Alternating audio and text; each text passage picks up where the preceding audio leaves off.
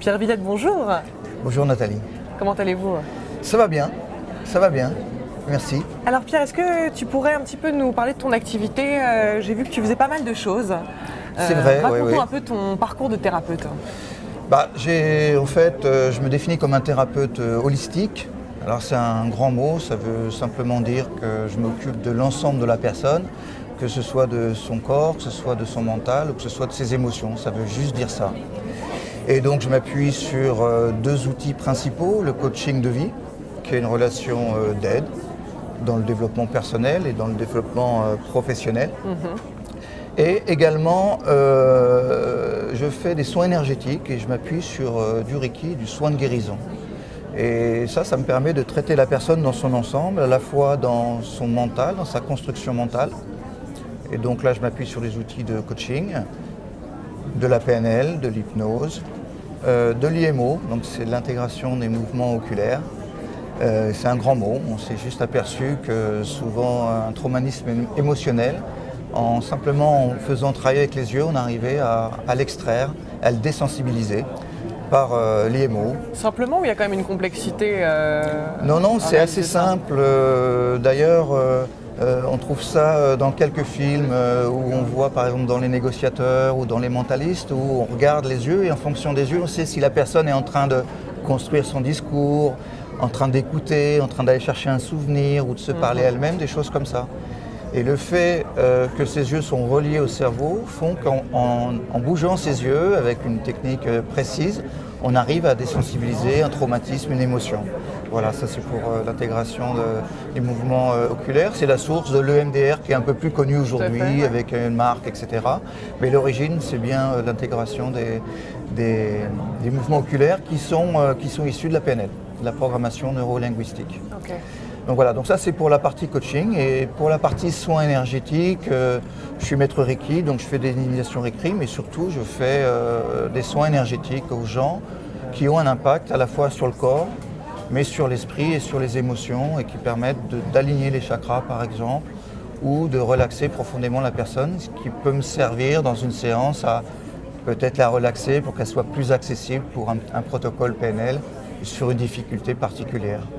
Donc la difficulté particulière, ça peut être juste une rupture sentimentale, une émotion particulière ou un traumatisme plus ancien et qui dure et qui est plus profondément inscrit. Et pour ça, on a un certain nombre d'outils en PNL pour aller chercher tout ça.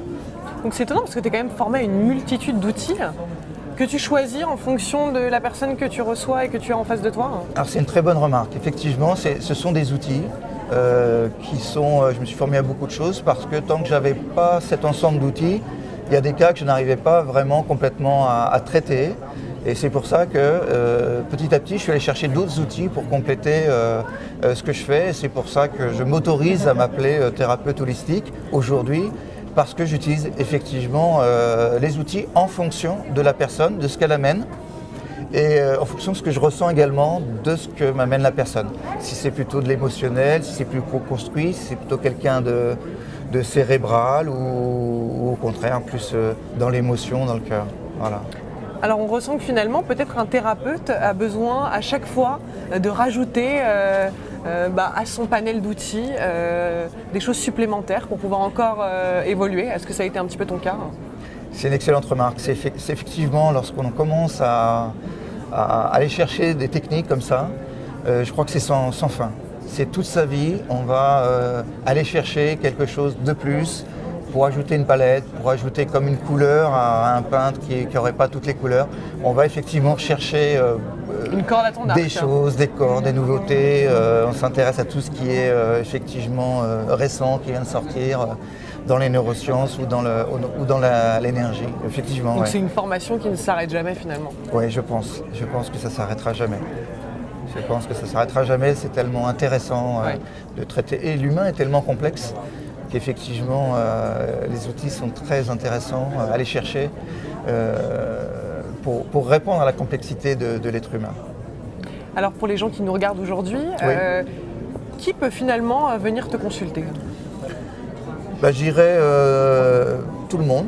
C'est-à-dire qu'aujourd'hui, je n'ai pas encore fait d'enfants, mais j'ai traité déjà des cas d'adolescents avec un mal de vivre, des choses comme ça. Et j'ai traité aussi des gens plus âgés, à la retraite, et qui s'interrogent sur la vie qu'ils ont passée et ont l'impression par exemple d'être passés à côté de leur vie, etc. Donc j'ai vraiment, en termes de personnes, tous les âges. Et en termes de traumatisme, pour les plus durs, j'ai des cas très durs en énergie, des gens qui ont été des grands brûlés, des gens qui ont des tumeurs au cerveau, j'ai des gens qui ont des cancers.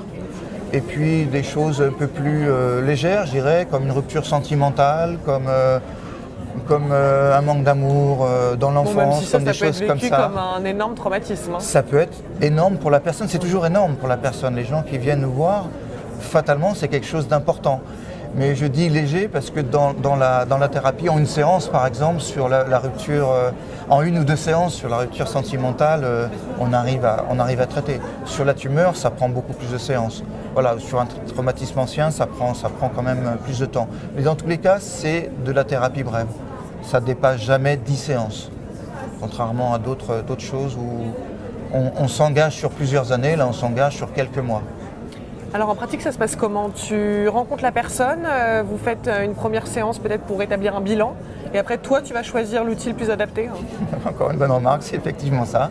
C'est que dans mon fonctionnement, je ne sais pas si tout le monde fonctionne comme ça, mais mon fonctionnement, c'est que je prends une demi-heure de temps, en général au téléphone, quelquefois en cabinet, mais souvent au téléphone, pour que la personne me parle de ce qu'elle veut, pour que je lui parle aussi de ce que je fais, de façon pour moi à voir si effectivement je peux répondre à son besoin, à son objectif, et également pour elle de savoir si effectivement c'est bien la thérapie qu'elle cherche et c'est ce que je propose et bien ce qu'elle recherche. Donc effectivement c'est une demi-heure, c'est en général au téléphone et c'est gratuit. Comme ça, à l'issue de cette première séance, la personne vient cette fois en consultation et là ça peut durer une heure en général, c'est autour d'une heure une consultation, où là on est sur plusieurs séances sur l'objectif qu'elle poursuit.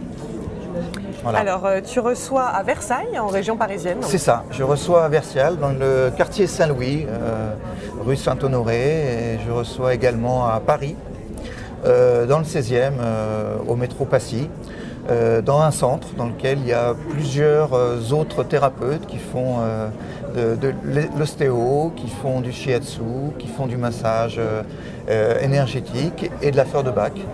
Et donc moi j'amène mes spécificités. Centre pluridisciplinaire. Voilà, c'est ça, il y a deux salles, un centre pluridisciplinaire qui s'appelle Harmonie Bien-être à Paris, à Passy. Alors Pierre, est-ce qu'on peut te retrouver sur un site internet? Est-ce que tu pourrais nous donner l'adresse? Exactement, donc il y a l'adresse qui s'appelle PVI, c'est mon trigramme, c'est le trigramme de Pierre Villette, PVI Coach, comme coaching.fr. Donc www.pvicoach.fr. Exactement. Merci Pierre, en tout cas une très bonne journée à toi et une très bonne continuation. Merci à toi Nathalie, bonne journée à toi.